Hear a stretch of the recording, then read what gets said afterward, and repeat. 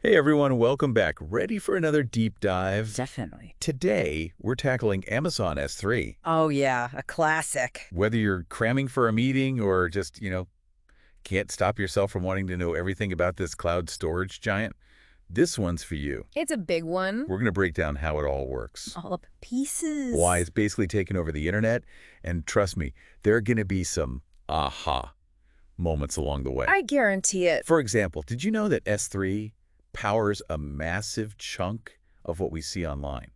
Oh, yeah, definitely. I mean, everything from like the photos we share Mm-hmm. to these massive data sets that companies, like I think we were looking at Cisco, are Yeah. using S3 to analyze and get all these like business insights. Wild. But before we go too far down that rabbit hole, Yeah. let's start with the basics. Okay, sounds good. What exactly is Amazon S3? So you'll often hear it called infinitely scaling storage, I've heard that. and for good reason. Yeah. The core concept here is what's called object storage. Okay. And unlike your computer's file system with all the folders and subfolders, Right. S3 uses these things called buckets to hold your data. Okay. And everything you store, every single thing is an object Got it. with a unique key, kind of like an address. Okay. So imagine like a giant warehouse Yeah. that's S3, Okay. and you can rent these storage containers. Those are your buckets. Gotcha. And then you could just toss anything you want in there, photos, videos, those cat memes we all love, Of course. whatever. And to S3, it's all just objects. Yep, exactly. So we saw the NASDAQ is storing like 7 years of data in S3 Glacier, Yeah. which is mind-blowing. It's a lot of data. But made me wonder, like, what makes S3 such a good fit for all these wildly different needs? It's a good question. I mean, we're talking cat pictures and D years of like financial data. Totally different. Totally. Well, I think the magic here is in its scalability. S3 can handle huge amounts of data, like without breaking a sweat. Got important. And on top of that, it's actually surprisingly cost-effective, Really? especially when you start digging into those different storage classes we'll talk about later. We'll get there. And of course, you can't forget how seamlessly it integrates with all the other AWS services. It all works together. It's a real powerhouse. Now, speaking of those buckets, I remember we were prepping, and you mentioned there are some like interesting naming rules. Oh yeah, there are definitely some quirks. I'm already imagining like an S3 trivia night. Haha, yeah. So buckets, they have to be globally unique, Okay. meaning no two buckets can have the same name anywhere in the world.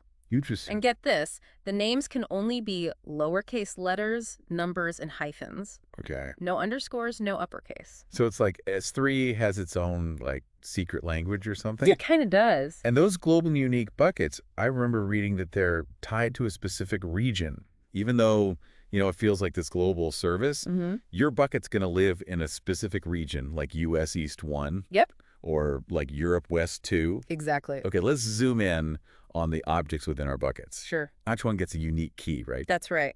But I remember reading that there aren't actual folders like in a traditional file system. You're picking up on the nuances. Uh-huh. Yeah, S3 doesn't have true directories. Okay. That forward slash you see in object keys, that's just part of the name. Really?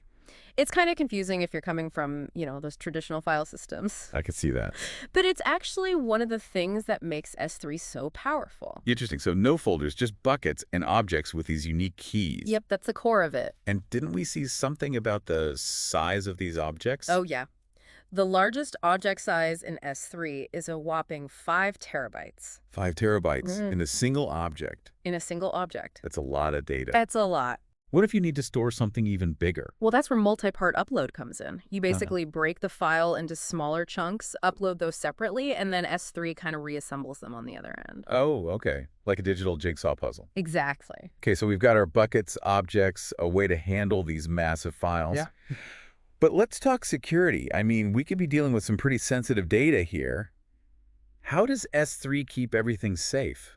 That's where S3's multi-layered approach to security comes in. Multi-layered. Okay. It's designed to give you peace of mind, That's good. knowing your data is locked down. But break it down for me. What are these layers? Okay, so you've got two main types of security controls, user-based Okay. and resource-based. Okay. So User base relies on these things called IAM policies. Right. Basically rules about who can do what. They control, like, which actions certain users can perform. Okay, so that's the user level. What about resource-based? That's where bucket policies and ACLs come into play. They're applied at the bucket level or even the object level. It gives you even more like fine-grained control. It's like having a lock on your storage container and individual locks, like certain items inside. So like a double check system. Exactly. You need permission at both the user level Okay. and the resource level to access anything in S3. But what happens if there's like a conflict? Oh, good question. One policy says yes, the other says no. So that's where the and/or logic comes in. Okay. To get access, your permissions have to be allowed by both the user base and the resource-based policies. Both. Okay. But here's the catch. Even a single deny anywhere overrides everything else. Oh, wow. It's like having veto power. So even if I have permission at like the user level, a single deny on the bucket policy could completely shut me out. Exactly. It's all about making sure things are airtight. Got it. And then on top of all that, S3 lets you encrypt your data at rest, Okay. adding yet another layer of protection. Encryption at rest, that's like having a secret code only you can unlock. Exactly. Okay, I'm feeling more secure already. Good. But let's say I do want to share some of my data publicly, like hosting a website directly from S3. Sure. How to make that happen? That's where bucket policies become your best friend. Okay. You can basically craft a policy that specifically grants public access to either the entire bucket or just specific objects inside. So you're saying I can literally build a website and host it straight from an S3 bucket? Yep, you can. That's wild. Are there other scenarios where I might need to grant access to specific users or accounts? Absolutely. Imagine like you want to let someone from a different AWS account access your data. Okay. That's where a cross-account access policy comes in. Makes sense. These bucket policies are super flexible, really powerful tools for managing who can access what. This is all making sense, but what if I want to go the opposite direction? Like, I'm all about security, and I want to make absolutely sure none of my data is accidentally exposed publicly. You're thinking like a true security pro. That's where those block public access settings come into play. Oh, right. They're specifically designed to prevent any accidental exposure. Like a safety net. Yeah, like an extra lock on the door, making sure you don't accidentally leave anything open. Can I customize those settings? Oh, yeah, absolutely. That's the beauty of block public access. You can customize it at the account level. Oh, okay. So you have maximum control over how visible your data is. So I can fine-tune the security to fit my needs? Exactly. Okay, that's a relief. But what about those oops moments? Let's say I accidentally delete an important file. Oh, no. Is there any way to get it back? You're asking all the right questions. This is where one of my favorite S3 features comes in. Versioning. Versioning. Think of it like a time machine for your data. And a time machine. Yeah. Yeah, a safety net for those moments when you hit delete a little too quickly. Tell me more about this time machine. So when you enable versioning on a bucket, every time you override an object, S3 actually creates a new version, preserving the previous one. It's like having a history of all your changes. So I can always go back. You can always go back to a previous version. Exactly. It's like an undo button. Nice. But there is one little quirk to remember. Okay. Files that were added before you enabled versioning, they have this thing called a null version. Null version. Okay, keep that in mind. So versioning is like having a backup built right in. It is. But what about creating like separate backups in different locations, just in case something happens to my primary storage? You're thinking strategically. Got to be prepared. That's where S3 replication comes in. Okay. It lets you create copies of your data and store them in different regions, for things like disaster recovery. Right. Or making sure you have low latency for users all over the world. So I can replicate my data to multiple locations. Exactly. For redundancy, easier access. You got it. But I remember reading about different types of replication. Right. You've got two main types. Cross-region replication. Okay. Or CRR. CRR. And then there's same-region replication. Okay. SRR. CRR, SRR. When would I use each one? Okay. So CRR, as the name implies, replicates data to a bucket in a different AWS region. It's perfect for things like, complying with those data regulations. Okay. Providing low latency access for global users, even replicating data across different AWS accounts. That's handy. Then you have SRR. Yeah. That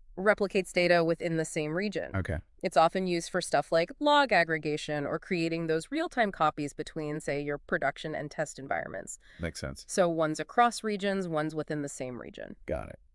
But when I set up replication, does it happen instantly? Good question. Actually, the copying process is asynchronous, Okay. meaning it doesn't happen in real time. But don't worry, there's this feature called S3 batch replication Okay. that lets you replicate existing objects. So if I enable replication later, I can catch up. Exactly.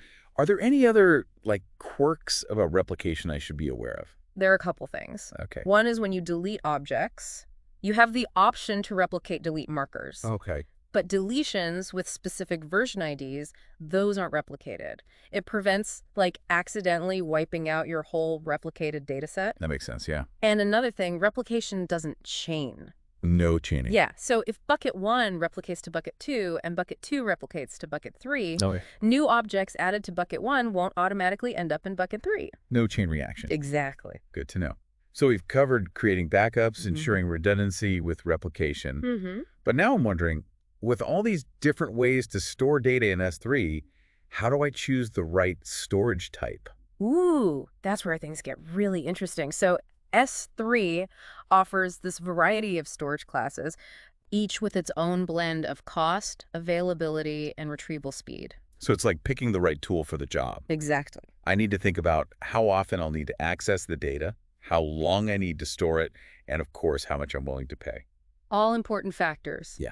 And the great thing is, you mentioned, I can move data between these classes. You can, either manually or you can set up these things called lifecycle rules to do it automatically. that's cool. Gives you a ton of flexibility. But with all these different storage classes, does the durability change?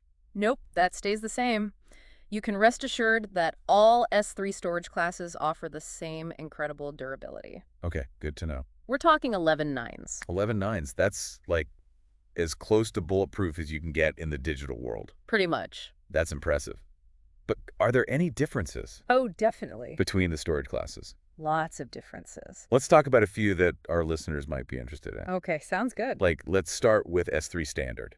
Okay, yeah, so that's kind of your workhorse storage class. Okay. Perfect for frequently accessed data, Okay. like website assets, active applications, data sets that are constantly being updated. And you mentioned high availability. Right. What does that mean, like, in the context of S3 Standard? So we're talking 99.99% availability, Okay. which basically translates to, like, less than an hour of downtime per year. Wow. And get this, it's designed to withstand even 2 concurrent facility failures. 2 facility failures. Yep, That's like next level resilience. it is. So what about the other end of the spectrum? What if I have data I almost never need, but I want to keep it around just in case for archival purposes? Okay, for that, you've got S3 Glacier Deep Archive. Deep archive. That's your most cost-effective option for long-term archival.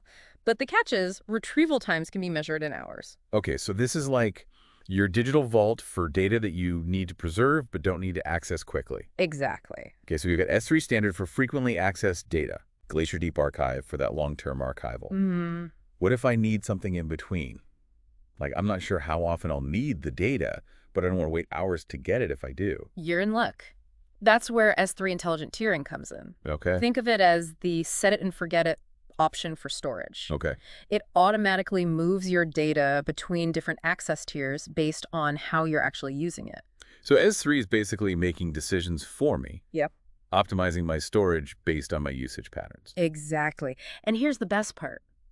There are no retrieval charges with intelligent tiering. Oh, wow. So it can save you a bundle compared to some of the other options. No retrieval charges. Okay, I'm definitely intrigued now.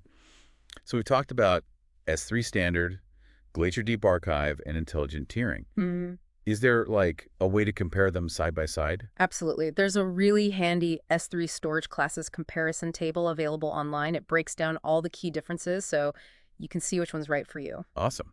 We don't want to overload our listeners by reading the whole table. No, definitely not. But maybe we can just highlight a couple of key comparisons. Sure. Like, let's start with cost, since that's often a major factor. Yeah, definitely. So the price difference between, say, S3 Standard and Glacier Deep Archive is huge. Really? Yeah, you're looking at like a few cents per gigabyte per month for Standard Okay. versus a fraction of a cent for Deep Archive. Wow, that's significant. What about those retrieval times we were talking about? That's the trade-off. With S3 standard and intelligent tiering, retrieval is practically instantaneous. Okay. But if you need something from Glacier Deep Archive, you might be waiting up to 48 hours. So it really is all about finding the right balance between cost, availability, and retrieval speed. It is. And for the most up-to-date info on pricing, the AWS pricing page is always the best resource. For sure. Right, because those things can change, and we want our listeners to have the most current information. Absolutely. Well, we've covered a lot of ground here. We have. Exploring the world of S3, buckets, objects, security, versioning, replication, even those fascinating storage classes. Yeah. And I think I speak for both of us when I say that S3 is way more than just a simple storage service. Definitely not simple. It's a versatile, powerful, and surprisingly complex platform that underpins a huge part of the internet as we know it. It's true. So welcome back to our S3 deep dive.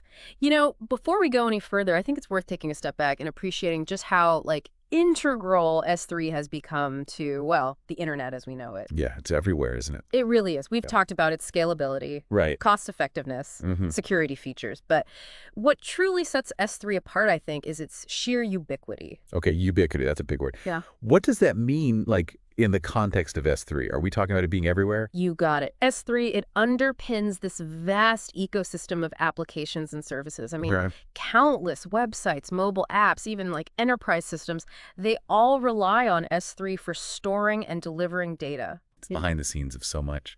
It is. Like when you upload a photo to social media or stream a video online, that data has to live somewhere, right? Right. And very often, it's S3 that's the solution behind the scenes. So it really is like that digital warehouse we were talking about earlier, but on a massive internet scale level. Exactly. It's almost invisible. It's quietly working in the background, yeah. Just powering everything. And its influence goes way beyond just storing files. S3 has become like a platform in its own right, Really? enabling developers to build all sorts of innovative applications and services on top of it. So it's not just about storing data anymore. It's about what you can do with that data. Exactly. That's the key. Okay, now I'm seeing the bigger picture. This isn't just about storing cat pictures anymore. Not at all. It's a fundamental building block of the modern internet. Wow. And its impact is only going to grow, I think, in the years to come. I think you're right. Speaking of building blocks, I think it would be helpful to kind of revisit the difference between S3 and a traditional file system. Okay. Yeah. We touched on this a little when we were talking about object keys and directories, but I think it's worth digging a bit deeper for our listeners. You're absolutely right. It's a common point of confusion. It is. People often try to approach S3 as if it were just a giant hard drive in the cloud. Right. With familiar folders and file paths. But as we discussed earlier, S3 is fundamentally different. Yeah. It's designed for object storage, which has its own, unique characteristics and advantages. So can you remind me, what's the key difference between object storage and a traditional file system? Sure. So in a traditional file system, data is organized in a hierarchy. Okay. You've got files nested within folders and subfolders. You navigate through this structure using file paths. Right, like clicking through folders on my computer. Exactly, but that's not how it works in S3. Yeah, so how does it work? With object storage, everything is treated as an object, Okay. with a unique identifier called a key. Think of it like a flat structure, Okay. where every object is accessible directly, without having to navigate a complex hierarchy. And these objects could be anything, right? Yeah. Images, videos, documents, whatever. Exactly. Each object is essentially a self-contained unit of data, along with its associated metadata. Metadata. Now, there's a word we haven't talked about yet.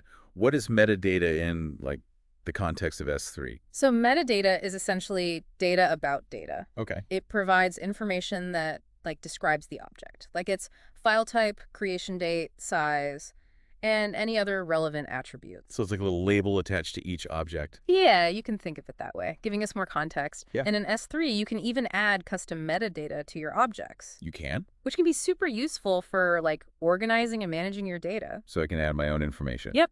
For example, you could add tags to identify the department that created a file or the project it belongs to. Okay, that makes sense. So back to the key difference. No folders in S3. Right. Just buckets and objects with those unique keys. Yeah. Does this flat structure, have advantages over the traditional hierarchy of a file system. Absolutely. This flat structure, it's one of the reasons why S3 is so scalable and efficient. I can see that. Because there's no need to traverse like a complex directory structure. Retrieving objects is much faster and easier. So no more clicking through endless folders to find what I'm looking for. Exactly. I just provide the object key, Mhm. and S3 fetches it directly. Yep, that's all it takes. It's a much more efficient way to access data, especially when you're dealing with massive data sets. That's really interesting. But I have to admit, I'm still a bit hung up on the lack of folders. I understand. Doesn't that make it harder to, organize and manage large amounts of data? It can be a challenge. I mean, how do you even know where anything is? That's a valid concern. It's something people often struggle with when they first start using S3. Without that familiar hierarchy of folders, it can be more challenging to impose structure on your data. So how do people typically organize their data in S3 then? Are there, any strategies or best practices to make sense of this flat structure? There are, definitely. One common approach is to use prefixes and object keys to kind of simulate a folder-like structure. Prefixes, you mean like adding a common string of characters to the beginning of object keys? Exactly. So for example, you could prefix all your image files with images, or all your documents with documents. Okay. This creates like a virtual folder structure within your bucket, making it easier to organize and manage your objects. So even though S3 doesn't have true directories, I can still create a kind of visual hierarchy using prefixes. You got it. That's clever. Oh. And what about those custom metadata tags we talked about earlier? Can those help with organization too? Absolutely. You can use tags to categorize your objects, add descriptive information, or even create like custom search filters. For example, you could tag all your financial reports with the year they were created, or the department they belong to. So tags are like adding extra layers of information to my objects, making Yeah. it easier to find and manage. Precisely. And you can have up to 10 tags per object, so you have plenty of options for adding helpful information and creating a really robust organization system.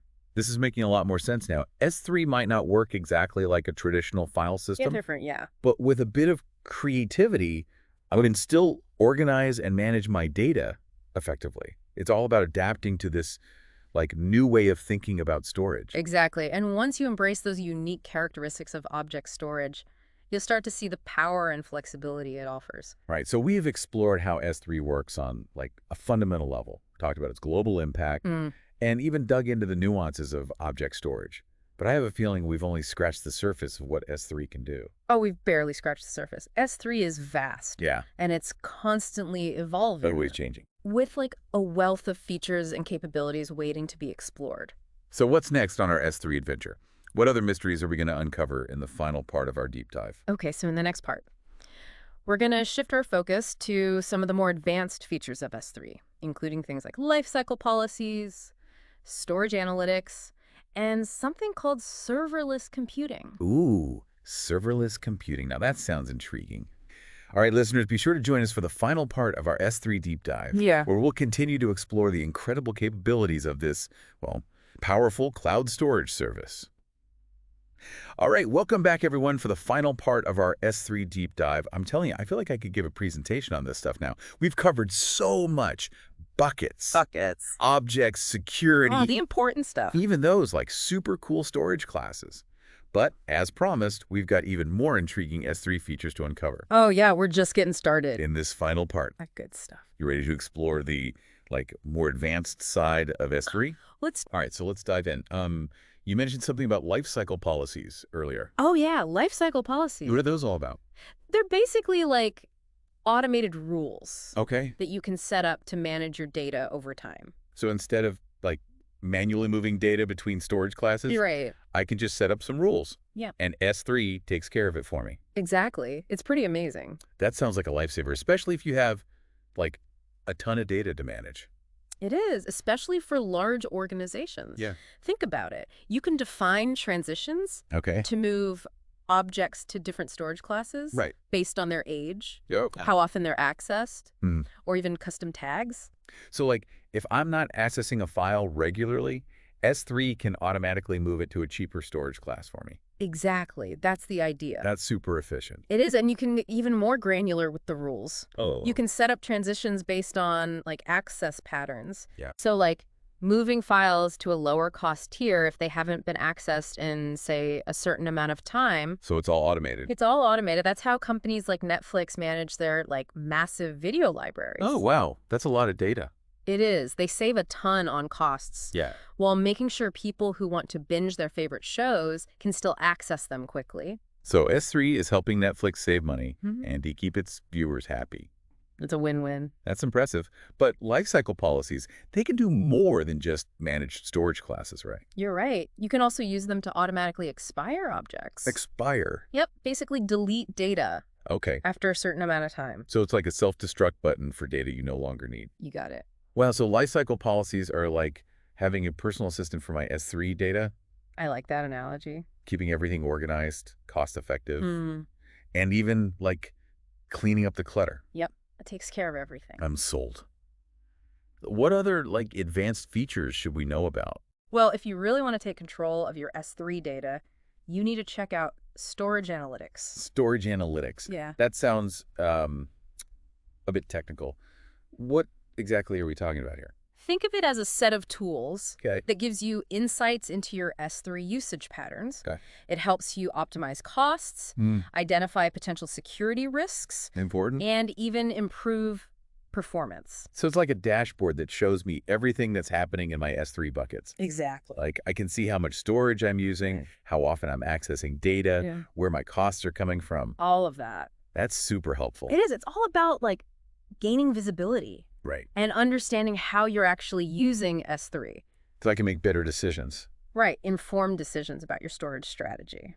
That's really powerful. So I Okay. can use storage analytics to find ways to save money, make my applications run faster, and to even like tighten up security. You got it. It's a valuable tool for anyone who's serious about managing their data in S3. Okay, I'm definitely adding storage analytics to my list of things to explore. Now, you mentioned something called serverless computing earlier. Oh, yeah. And you definitely piqued my curiosity. What is that all about? All right. So this is where things get really interesting. Okay. So S3 integrates with this service called AWS Lambda, Okay. which is a serverless compute platform. Serverless. It lets you run code without having to manage any servers yourself. For serverless computing, so like there are no servers involved. Well, there are servers behind the scenes, Right. but you don't have to worry about setting them up, Well, maintaining them, or even paying for them when they're not being used. that's nice. With Lambda, you just upload your code, Okay. and it runs on demand, Okay. triggered by events in S3. So, for example, I could have a Lambda function that automatically resizes images as soon as they're uploaded to my S3 bucket. Exactly. That's a perfect example. Cool. You can use Lambda functions to do all sorts of things. Yeah. Process data, convert files, even send notifications. So instead of having a server running all the time, just waiting for something to happen, Right. Lambda just springs into action when it's needed and then goes dormant again. Precisely. It's incredibly efficient Wow. and cost-effective, Makes sense. especially for tasks that don't need constant processing. It's like magic. It kind of is. You just upload your code and let Lambda handle the rest. I can see why serverless computing is such a game changer. Well, we've covered a lot of ground in this deep dive. We have. We've explored lifecycle policies, storage analytics, Yep. and even dipped our toes into the world of serverless computing with Lambda. I have to say, I'm blown away by the capabilities of S3. It's so much more than just a simple storage service. It really is. It's a versatile platform Yeah. that can power a huge range of applications and workflows, from simple websites to complex data processing pipelines. That's amazing. And the best part, it's constantly evolving, Always getting better. with new features and capabilities being added all the time. So for our listeners who are like eager to explore S3 further, where would you recommend they go to learn more? The AWS documentation is a great place to start. Okay. It's packed with detailed explanations, tutorials, even sample code. You have everything you need. It's the best way to stay up to date on all things S3. And I'm guessing there are also tons of online resources like blog posts and videos for people who prefer a more visual approach to learning. Absolutely. The S3 community is super active and helpful. That's good to know. You'll find a ton of information online, from beginner-friendly tutorials to those really in-depth deep dives. That's awesome. Well, on that note, it's time to wrap up our S3 deep dive. We explored so much, from from its basic concepts Fundamental. to some of its most advanced features. The really powerful stuff. We've learned how S3 is shaping the digital landscape and how it can be used to, well, store, manage, and process data in ways that were honestly unimaginable just a few years ago. It's come a long way. But this is just the beginning of your S3 journey. There's always more to learn, more to explore, and more ways to harness the power of this amazing service. So keep experimenting, keep learning, and keep building incredible things with Amazon S3. Until next time.